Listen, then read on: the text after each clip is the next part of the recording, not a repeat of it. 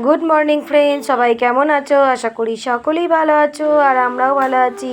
Priyanka simple lifestyle চ্যানেলে তোমাদের সবাইকে স্বাগত জানাই। শুরু করছি একটি নতুন ভিডিও, নতুন দিন।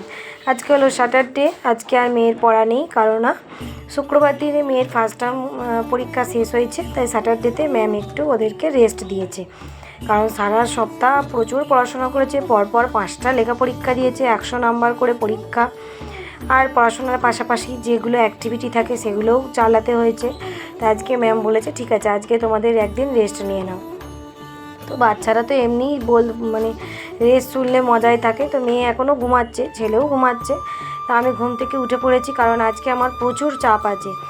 আজ কাল দুদিন, মানে শনি রবি দুদিন। স্যাটারডের ব্লগটা আমি তোমাদের সঙ্গে পুরোটা শেয়ার করছি, কারণ আজকে আমি বিপত্তারিণী মায়ের ব্রত করেছি। আর রবিবারের যে ব্লগটা, আমি আমার বাবার বাড়ির ব্লগটা, ওটা আমি তোমাদের সঙ্গে 1 মাস পর শেয়ার করব। তার কারণ আছে, কেন শেয়ার করব পরে জানাবো। তো যাই দেখো, ওখানে বা জামা কাপড়গুলো মেখে দিয়ে এলাম, দিয়ে এসে আর এই যে বিছানাটা ঝেড়ে নিচ্ছি। তো এই শ্রাবণ মাস শুরু হয়ে গেল, শ্রাবণ মাসটা জুড়েই উপোস থাকি। এবারে কি উপোস থাকি বলছি, সরি, বেশিরভাগ দিন নিরামিষ আর কি হয়, ওই বড় বাবার বার থাকে, মহাদেবের বার থাকে। তো ভেবেছিলাম আজকে নিরামিষ খাবো, রবিবার খাবো, আর সোমবারেও তারপরে মহাদেবের মাথায় জল ঢেলে নেবো, যেমন করি আর কি।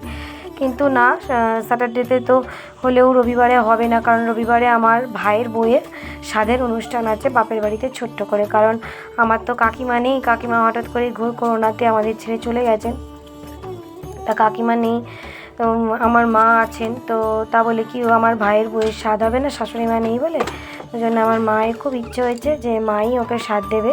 তাই এবার মা তো বয়স হয়েছে, মা তো আর একা এত কাজ করতে পারবে না, না। ওই জন্যে মা আমাকেই ডেকেছে। তো যাই হোক, আমি আর বোন যাব। বোনও ওদিকে পা ভেঙে বসে আছে, যতটা পারবো করে দেবো। এবার নিজের সংসারের কাজ সেরে আবার তোমার সব কিছু আর কি এদিকে সামাল দিয়ে ওদিকে সামাল দিতে হবে, বলে না। দেখবে যে দায়িত্ব করে তার সারা লাইফ তাকে সব দিক দিয়ে সমস্ত রকম দায়িত্ব পালন করতে হয়। আমার ক্ষেত্রেও ঠিক তাই। আমার মাথার ওপর বড় দিদি আছে, কিন্তু তিনি থেকেও নেই। তারপর তোমার আমার শ্বশুর বাড়িতেও আমি একমাত্র ছেলের বউ, আমাকে সেখানেও প্রচুর দায়িত্ব কর্তব্য পালন করতে হয়েছে। কিন্তু সেখানে আমি যে খুব একটা ভালোবাসা পেয়েছি তা নয়।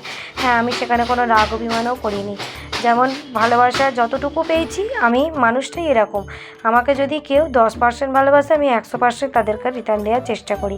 হ্যাঁ, মাঝে মাঝে মাথা গরম হয়ে গেলে, মাথা গরমে কী বলে ফেললাম না বলে ফেললাম, সেইগুলো তো প্রতিটা মানুষের ক্ষেত্রেই হয় না। এবার সেটাকে আমি ধরে বসে থাকি না, তবুও কাউকে চেষ্টা করি মাথা গরমের মধ্যে তাকে অপমান করা বা কিছু বলা, আমি এরকম করি না। তো তারই মধ্যে যদি হয়ে যায় আলাদা কথা। সবচেয়ে বেশি ঝগড়া হয়তো সবসময় আমার বরের সাথেই, আর কি বলবো।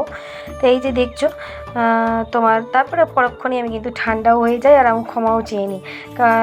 চান করে এলাম, এসে তোমার এই আমার বর এক্ষুনি শুরু করে দিয়েছিল যে কেন আজকেই উপোস করতে হবে, এত চাপ আছে, মঙ্গলবারেরটা করবে। আমি বললাম একদম বাজে বকো না, মঙ্গলবারে বাচ্চাদের স্কুল থাকবে, পরীক্ষা থাকবে, মন্দিরে যাওয়ার টাইম হবে না। তবু আজকে স্কুলটাও নেই, পড়াটাও নেই, তা আজকে আমি ছেলে মেয়েকে নিয়ে যেতে পারবো। একটু চাপ আছে তো কী হয়েছে, হয়ে যাবে। আর দেখো, এখন আমি স্নান টান করে রেডি হয়ে একদম নিয়ে তারপর জামা কাপড়গুলো মেলতে যাব। ও বাবা, মেলতে গিয়ে দেখলাম ছাদে জামা কাপড় দেওয়ার একদম জায়গা নেই। আসলে আমরা 3টে ফ্যামিলি, আর দুজনেরই তার ছিঁড়ে গেছে। এবার একটা তারের মধ্যেই সবাই দিয়েছে। তো ওখানে চুড়িদারগুলো দিয়ে এলাম একটুখানি জায়গা ফাঁক করে, আর ড্রেস ফ্রেসগুলো এখানেই দিয়ে দিলাম।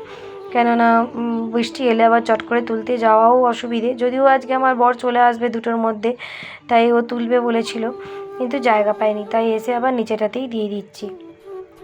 আর আগের দিনেও আমি একটুখানি, আসলে আমি না এই মুহূর্তেটা, আমার যে মুহূর্তটা চলছে, আমি না খুব চাপের মধ্যে আছি, ফিনান্সিয়াল দিক দিয়ে, সব দিক দিয়ে। তো তাই শুক্রবার দিনেও আমার প্রচুর চাপ ছিল, সকাল থেকে সন্ধে অবধি সারাদিন আমি বাইরে ছিলাম। তারপর তোমার এসেছিলাম, যখনই ঘরে ঢুকেছি ম্যাম পড়াতে চলে এসেছিলেন। ম্যামকে সব কিছু মানে করে দিয়ে আবার মেয়েকে নিয়ে অ্যাবাকাসে বেরিয়ে গেছি। অনেকটা রাত্রিরেই গেছি, লেটও হয়েছে অ্যাবাকাসে যেতে, অনেকটা দেরি। তারপরে এসে আবার এই যে পরে ঘরের কাজকর্ম সেরে আবার দেখো শনিবার দিন সকাল থেকে উঠে এইসব কাজ করেছি। মানে আমি এখন যে তোমাদেরকে ভয়েসটা দিচ্ছি রবিবার রাত্রিবেলা, আজকেও আমি মারাত্মক লেভেলে পরিশ্রম করেছি, মারাত্মক। এরপরের আজকের ব্লগটাতেই তোমাদের শেয়ার করব যতটা আর কি দেবো। এর পরের দিনের যে ব্লগটা, সেটা আমি 1 মাস পর কেন শেয়ার করব বলছি, কারণ রবিবারের ব্লগটা না তোমার আমার যেহেতু ভাইয়ের বউ তো ক্যামেরা ফ্রেন্ডলি নয়, এবার ওরা বলেইছে দিদি আমার সব কিছু ভালোভাবে হয়ে গেলে তারপরে ক্যামেরার মধ্যে এগুলো দেখাবে বা করবে। তাই আমি বলেছি হ্যাঁ বাবু তাই হবে, কোনো অসুবিধা নেই। আমার তো এরকম নয় যে একদম এই ভিডিও থেকে প্রচুর রোজগার করছি বা আর্ন করছি, ভালো লাগে দিই, কিন্তু হ্যাঁ আশা রেখেছি একদিন না একদিন নিশ্চয়ই পারবো। কারণ আমার ভিউজ হয়তো 10টা 20টা 25টা 30টা খুব জোর 50টা, কিন্তু আশ্বাস আছে 10জন মানুষ যদি দেখে একদিন নিশ্চয়ই 1000 জন মানুষও আমার ভিডিও দেখবে। দেখা যাক।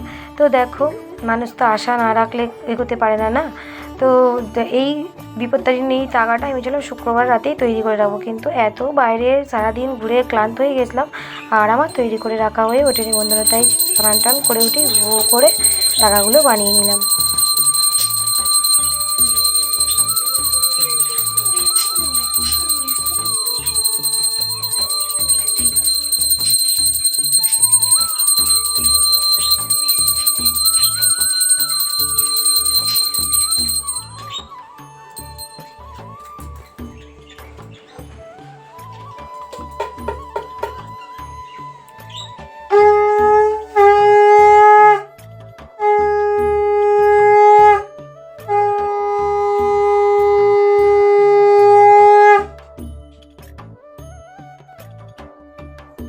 দেরি হয়ে গেছে, তাড়াহুড়ো করে এই যে পুজো নিয়ে ছুটছি।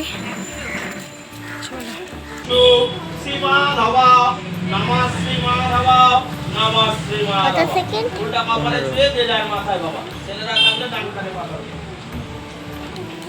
হয়ে গেছে। এই দেখো তোমার পুজো দেওয়া হয়ে গেছে, এবারে প্রদীপটা এই বাতিটা জ্বালিয়ে নিচ্ছি। আর এখানে না এত হাওয়া জ্বালাচ্ছে, বাতিটা কিছুতেই থাকছে না, ওপরে বাতি কাউকেই জ্বালাতে দিচ্ছে না, সবাই এই নিচে এসেই ধূপবাতি জ্বালাচ্ছে, কিন্তু কিছুতেই বাতি আমি জ্বালাতে পারছি না। লাস্টে ধূপটাই দেখিয়ে নিলাম, কারণ আবার বাড়িতে গিয়ে রান্না বান্না করব, করে টাইমের মধ্যে সব কিছু করে রেখে বরের রান্না করে রেখে তারপর তো আমাকে যেতে হবে। এইটাই যদি অন্য উপোস হতো তাহলে মায়ের কাছে চলে যেতাম, একেবারে ওখানে গিয়ে উপোসটা ভাঙতাম, কিন্তু এটা যেহেতু সূর্য ডোবার আগে কমপ্লিট করতে হবে, উপোসটা ভাঙতে হবে, তার জন্য আর কি তাড়াহুড়ো। তো দেখছো এখানে সুজিটা বানিয়ে নিলাম, আর এখানে যেমন আমি করি নুন ছাড়া আর কি তোমার ওই সন্ধক লবণ দিয়ে, নুন ছাড়া নয় সন্ধক লবণ দিয়েছি একটু অল্প করে, আর ওই হলুদ ছাড়া। হ্যাঁ এখানে তোমার মাখা হয়ে গেছে এত লুচি, আমার বর খাবে, ওর বানিয়ে দিয়ে যাবো, আমার ছেলে মেয়ে খাবে, তাদের নেবো, আমি খাবো, আমার জন্য ছোটো ছোটো করে তালিকা করছি, তারপর লাস্টে আমার খাবার পর আর ওদেরটা তরকারি আর সুজি হয়ে গেছে ওদিকে। কারণ এখন ঘুরতে বাজে 3:10, এটা করবো একটু নাচের স্কুল আছে, একটু যদি বাড়িটা কাছে হতো না, এমন একটা জায়গায় আমার বাবার বাড়ি, আমার না এখনই কষ্ট হচ্ছে, মাথা বম বম করে ঘুরছে, বেশিক্ষণ সকালে উঠেছি একভাবে কাজ করছি, দম নিতে পারছি,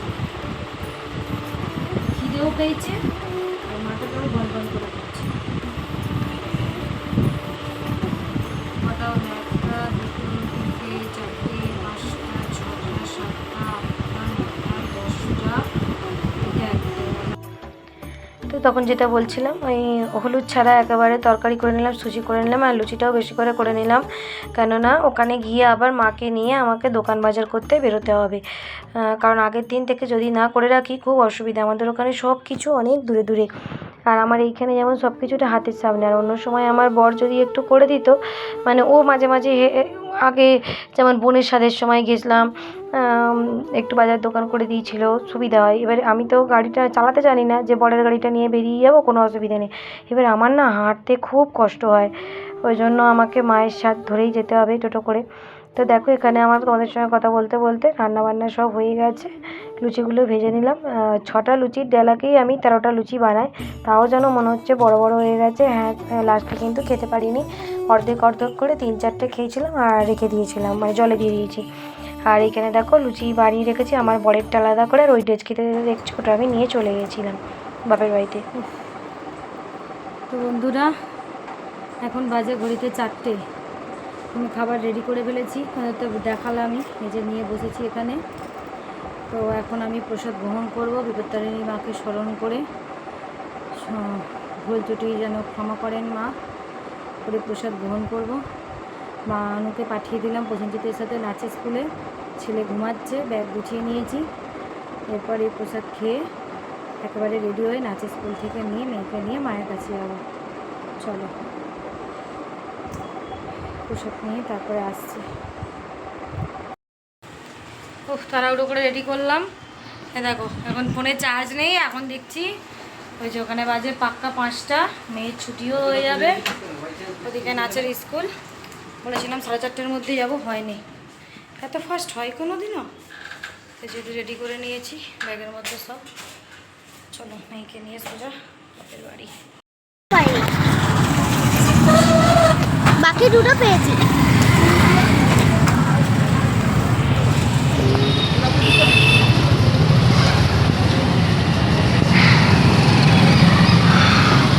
মুখ থেকে আগুন বেরোচ্ছে।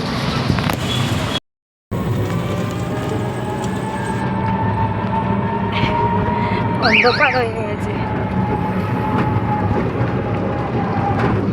আমাকে তো দেখছো পুরো অন্ধকার হয়ে গেছে।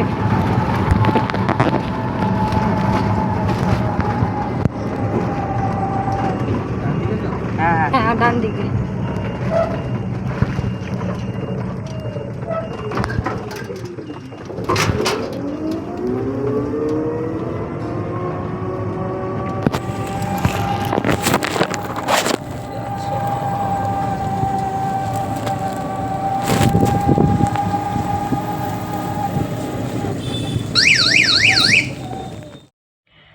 তো দেখো অবশেষে মায়ের কাছে পৌঁছালাম। পৌঁছে টোটো দাদাকে বললাম, দাদা আপনি একটু দাঁড়ান, কারণ আমি আবার কোথায় টোটো ধরতে যাবো বলো তো। তাই জন্য ওই টোটো করেই মাকে বললাম, মা যা পড়ে আছো তাই বেরিয়েই চলো, কারণ টোটোটাকে দাঁড় করিয়ে রেখেছি। নিয়ে চলে গেলাম সোজা আমাদের জগদীশপুরে। ও বাবা কোন দিকে নেবো শুধু আলু পেঁয়াজ। তো এই যে এখানে বাজারে ঢুকেছি, এখানে এসো। এই যে শাক আছে। আর কি নেবে নাও মা? হ্যাঁ আর কি, আর লাগবে না। শশা লাগবে?